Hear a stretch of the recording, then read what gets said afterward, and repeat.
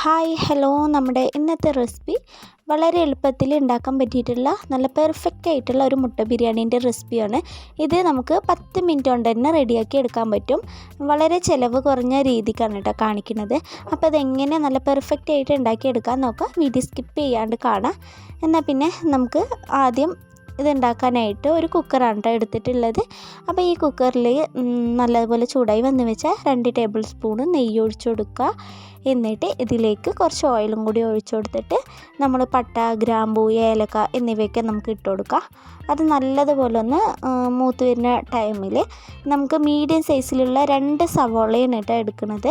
അപ്പോൾ അത് സ്ലൈസ് ചെയ്തതും കൂടി നമുക്ക് ഇതിലേക്ക് ഇട്ട് കൊടുക്കാം. പിന്നെ ഉണ്ടല്ലോ, എഗ്ഗ് ബിരിയാണി പലതരം മെത്തേഡിൽ ഉണ്ടാക്കാറുണ്ട്. ഞാൻ ഉണ്ടാക്കുന്ന ഒരു റെസിപ്പിയാണ് കേട്ടോ പറയുന്നത്. അപ്പോൾ ഇത് നല്ല അടിപൊളി ടേസ്റ്റാണ് കേട്ടോ ഇത് കഴിക്കാനായിട്ട്. പിന്നെ നമ്മൾ സവോളയിലേക്ക് കുറച്ച് ഉപ്പിട്ട് കൊടുത്തിട്ടുണ്ട്. എന്നിട്ട് നല്ലതുപോലെ ഒന്ന് വഴറ്റി കൊടുക്കുക. ഇത് നല്ലതുപോലെ വഴന്ന് കിട്ടുമ്പോൾ നമുക്ക് ഇതിലേക്ക് ജിഞ്ചർ ഗാർലിക് പേസ്റ്റ് ഇട്ട് കൊടുക്കണം.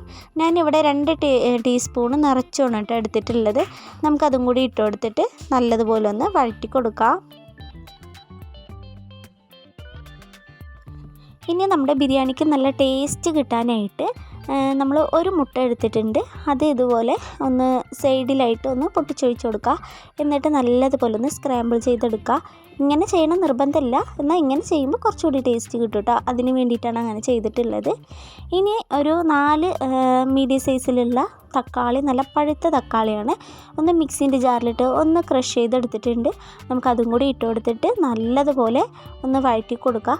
ആ തക്കാളീൻ്റെ ആ പച്ച സ്മെല്ല് കാര്യങ്ങളൊക്കെ മാറി കിട്ടുന്ന വരെ ഒന്ന് വഴറ്റി കൊടുക്കുക.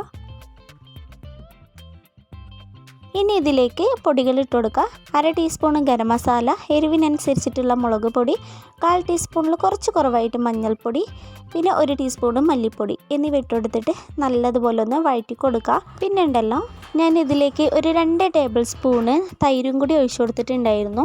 നമ്മുടെ ക്യാമറ ഓണാക്കാൻ മറന്നു പോയതാണ് കേട്ടോ. അപ്പോൾ അത് സ്കിപ്പ് ചെയ്യാണ്ട് ഒഴിച്ചു കൊടുക്കണേ.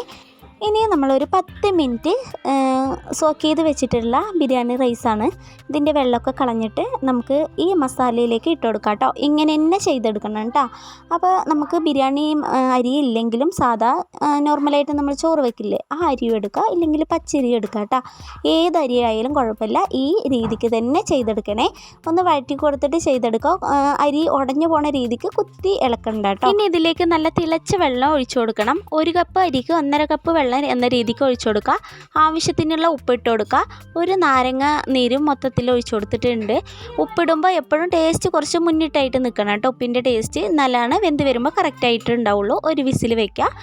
ഇനി അടുത്തതായി ചെയ്യേണ്ടത്, ഒരു പാൻ എടുത്ത് അതിലേക്ക് ഒരു 1/4 ടീസ്പൂണ് മുളക് പൊടി, ഒരു 1/4 ടീസ്പൂണിൽ കുറവ് മഞ്ഞൾപ്പൊടി, പിന്നെ പുഴുങ്ങി വെച്ചിട്ടുള്ള ഒരു 4 മുട്ടയും കൂടി ഇട്ട് കൊടുത്തിട്ട് ഒന്ന് ഷാലോ ഫ്രൈ ചെയ്തെടുക്കുക. മസാല എല്ലാം മുട്ടയിൽ പിടിക്കുന്ന രീതിക്ക് നമുക്കൊന്ന് ഷാലോ ഫ്രൈ ചെയ്തെടുക്കാം.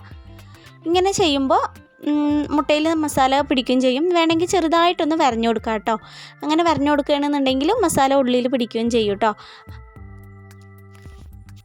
പിന്നെ കുക്കർ ഒരു വിസിൽ വന്നത് നമ്മൾ ഓഫാക്കി കൊടുക്കണം. എന്നിട്ട് അതിൻ്റെ എയർ മൊത്തം കംപ്ലീറ്റ് ആയിട്ട് പോയതിന് ശേഷം കുക്കറിൻ്റെ ലിഡൊന്ന് തുറന്ന് നോക്കാം.